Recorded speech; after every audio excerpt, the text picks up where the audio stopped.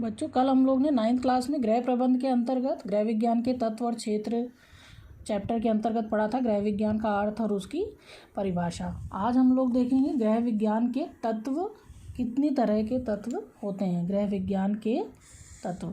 पहला पॉइंट इसमें देखिए दिया हुआ है, परिवार के सदस्यों का बहुमुखी विकास।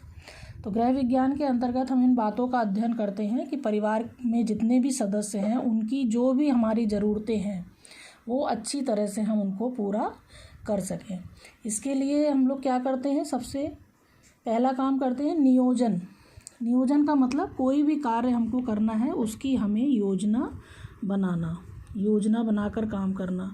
या मान लीजिए हमें कोई भी काम करना है तो हम 1 घंटे के अंदर करेंगे या 2 घंटे के अंदर, उसकी हमको सबसे पहले योजना बनानी पड़ती है। नेक्स्ट है इसमें नियंत्रण। नियंत्रण से क्या मतलब है कि जो भी हमने योजना बनाई उसके अंतर्गत हम कितने समय में या कितने वस्तुओं के द्वारा या कितने कामों के द्वारा हम वो चीज़ कर सकते हैं, नियंत्रण करना पड़ेगा। जैसे हमने मान लीजिए कोई एक काम सोचा कि हमें आज घर की सफाई करनी है तो 2 घंटे में हम घर की सफाई कर लेंगे।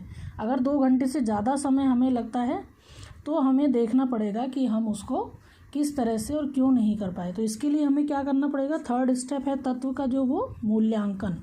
मूल्यांकन में क्या आएगा, स्वयं का मूल्यांकन।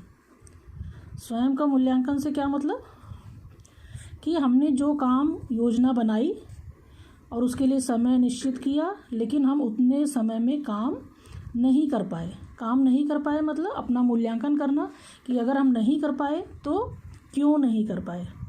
ठीक है, तो इस तरह से गृह विज्ञान के तत्व 3-4 दिए हुए इसमें कि सदस्यों का पहले आप ज़रूरतें और वो देखिए, उसके बाद योजनाबद्ध तरीके से नियोजन, फिर नियंत्रण और मूल्यांकन। नेक्स्ट है बच्चों इसमें देखिए, गृह विज्ञान कला है या विज्ञान। तो गृह विज्ञान हमेशा विद्वानों में ये होता रहता है कि मतभेद कि गृह विज्ञान में हम कला का अध्ययन करते हैं या विज्ञान का अध्ययन करते हैं। तो सभी बिंदुओं को देखते हुए ये निष्कर्ष निकाला गया कि जो गृह विज्ञान है वो कला और विज्ञान दोनों है। किस तरह से, क्योंकि गृह विज्ञान में जो कला वाला पार्ट है उसके अंतर्गत हम किन किन चीज़ों का अध्ययन करते हैं।